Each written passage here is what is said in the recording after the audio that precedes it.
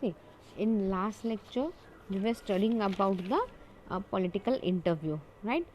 We studied certain points like record the conversation while also taking notes by hand. It's okay to ask dumb questions. Don't rush to fill the silence. Don't be quiet to agree to rules. Make clear agreement about on and off the record commitment. Interview for the benefit of the audience. Understand the politician's motivation. Don't be sidetracked. Don't do deal. They will have a script. Keep and mind open. Don't let them dog the questions. Try to understand the politician's motive. Ensure that the last word informs the public. Now we'll move towards the next topic.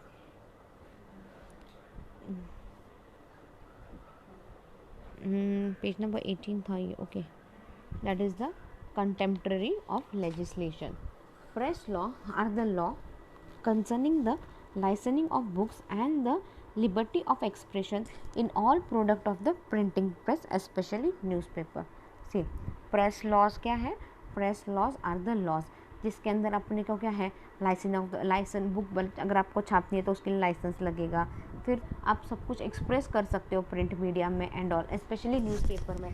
You can express your thoughts, you can express your ideas, you can express your views. Okay, the liberty of the press has always been regarded by political writer as of supreme importance. See, the liberty of the press क्या है, has always been regarded by political writer as of supreme importance. See, press को freedom दिया है क्योंकि press plays an important role. Okay, legislation in the shape of laws and act etc is a convenient law of controlling the mass media. See, legislation क्या है?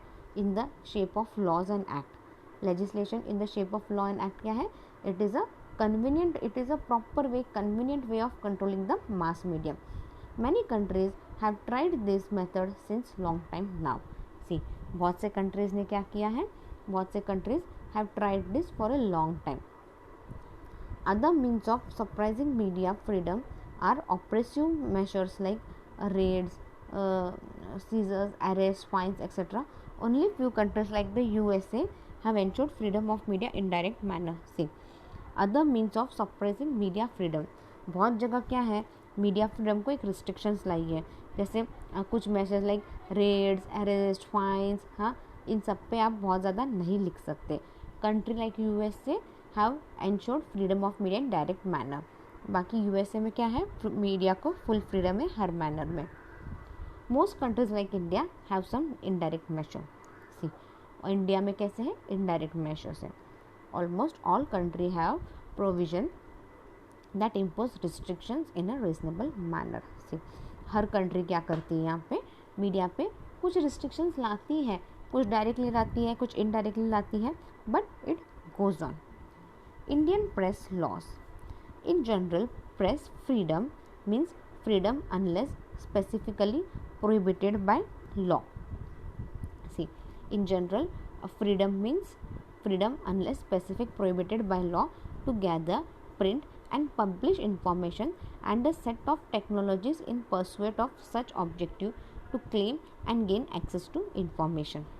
See, यहाँ पे क्या है, ये मीडिया क्या है, प्रेस मीडिया, ये एक फ्रीडम से काम करती है. इनका क्या काम क्या है, तो इंफॉर्मेशन गैदर करना, प्रिंट करना, पब्लिश वो सारी इंफॉर्मेशन पब्लिश करना, and it is done with set of technology and it should do its work in a calm manner and gain all the access to information. Like हर information gain करने के लिए उनको access चाहिए. अभी किधर भी अगर कोई इवेंट है और अगर मीडिया को एक्सेस ही नहीं रहा वहाँ पे, तो उस इवेंट का कुछ फ़ायदा है क्या? नहीं. तो मीडिया को एक स्पेशल एक्सेस दिया जाता है ताकि वो काम अपना अच्छे से कर सके. In practice freedom of the press means freedom of the owner of the newspaper. See, in practice freedom of press मतलब क्या है, means freedom given to the newspaper. Journalist enjoy that much freedom as is given to them by the owner of their newspapers, magazines. See, journalist क्या करते हैं, journalist enjoy बहुत सा freedom enjoy करते हैं जो उनको मिली है. कैसे? By the owner of their newspapers और the magazine. The oldest surviving act is the press and registration of book act 1868. See the oldest surviving act क्या है, is the press and regulation book act 1867. It also remembered the fundamentals law governing the rule for the regulation of the publication of newspapers and of having printing presses. See, it also remained the fundamental law. Fundamental laws भी आपको remain करने हैं जो government ने rules वगैरह set किए हैं, जाके जो भी पब्लिक करना है, पब्लिकेशन ऑफ न्यूज़पेपर को जो भी पब्लिश करना है, जब भी प्रिंटिंग प्रेस आता है तो उनके लिए भी सर्टन लॉज है, रेगुलेशंस है, सर्टन रिस्ट्रिक्शंस है, और ये एक गवर्नमेंट के रूल में सब लिखा हुआ है. It is the fundamental law. जैसे अपने को फंडामेंटल राइट्स एंड ड्यूटीज़ हैं, वैसे ही ये प्रेस वालों के लिए भी there is a fundamental law also. ना सम ऑफ देम कुछ दिए हैं उन्होंने. Press council act 1978. The Press Council Act 1978 is an act to establish a press council for the purpose of preserving the freedom of the press and of maintaining and improving the standards of newspaper and news agencies in India.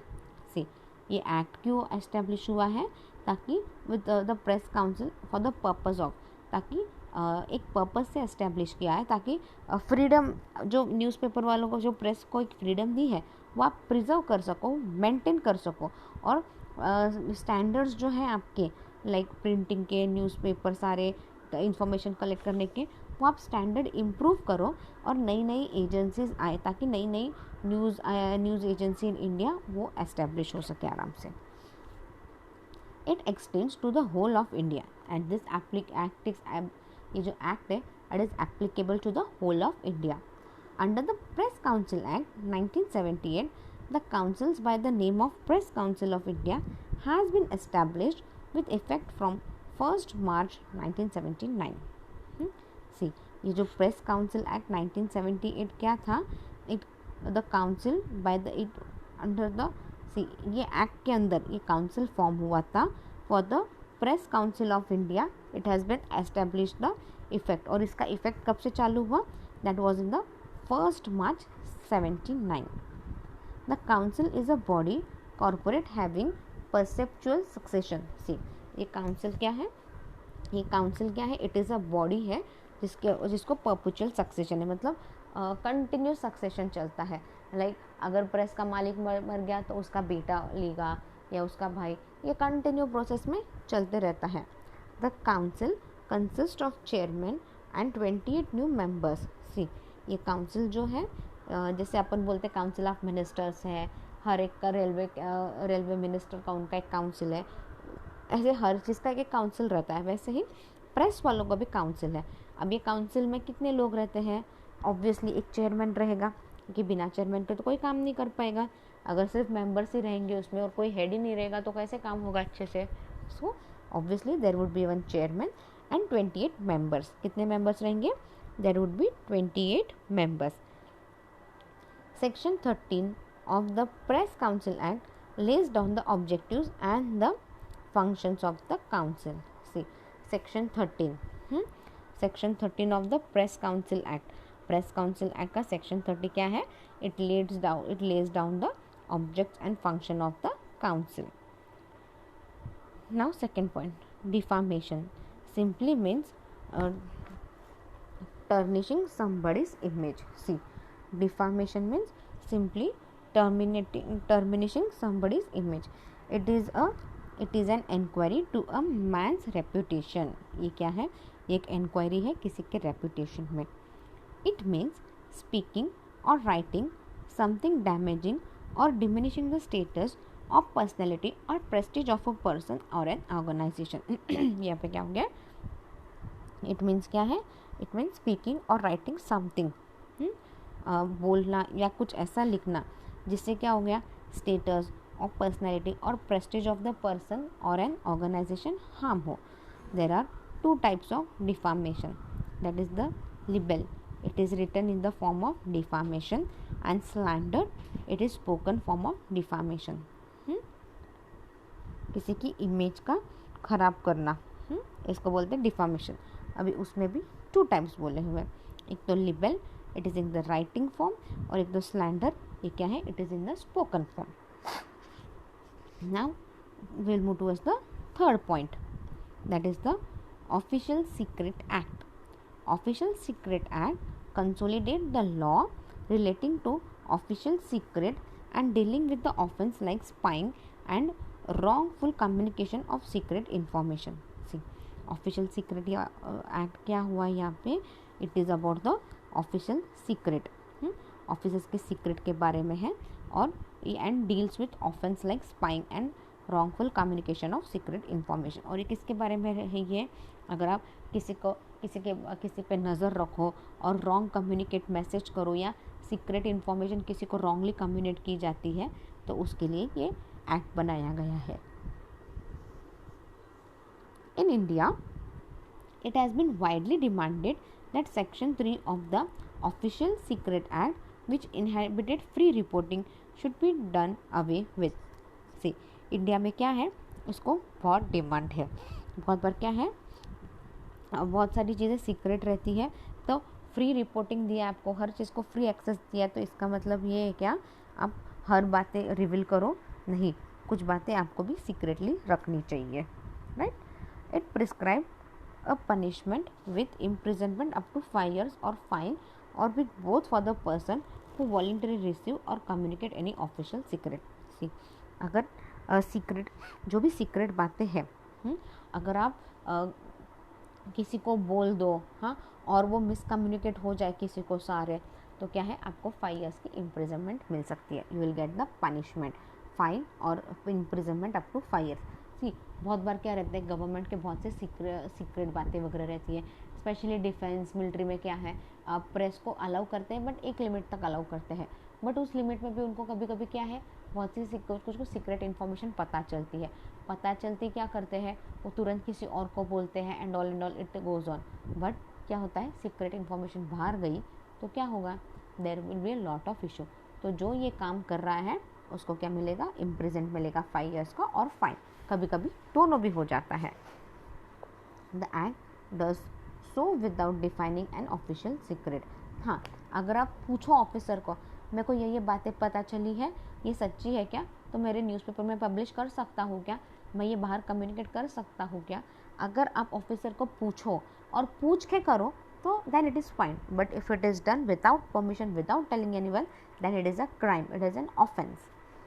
This means that an official information which has been deemed by the authorities as secret can be published only on the pain of punishment. This means that any कोई officer information अगर किसी authority को दे रहा है secretly and all, तो ये secret information बाहर आई तो वो ऑफिसर को भी पनिशमेंट है. Right. Both will be punished. Now moving towards the fourth point, intellectual property IP. Intellectual property IP is a term referring to the number of distinct type of creations of the mind for which property rights are recognized and the corresponding field of the law. See, यहाँ पे क्या बोला है उन्होंने, ये क्या है, ये एक टर्म है जिसके अंदर बहुत सारे टाइप्स है, जिसके अंदर प्रॉपर्टी राइट्स आर रिकॉग्नाइज और उसके रिलेटेड बहुत सारे लॉज भी बने हैं.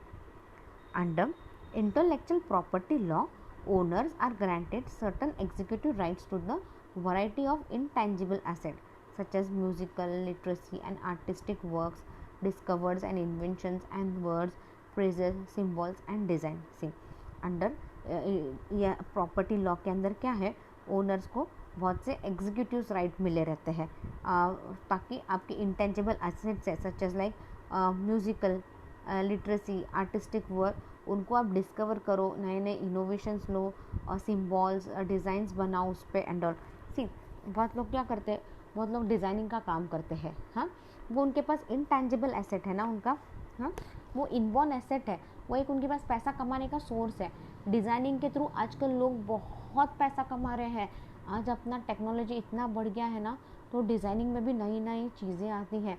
And if you keep yourself updated ना डिज़ाइनिंग में वगैरह and all, you are going to earn a lot of money.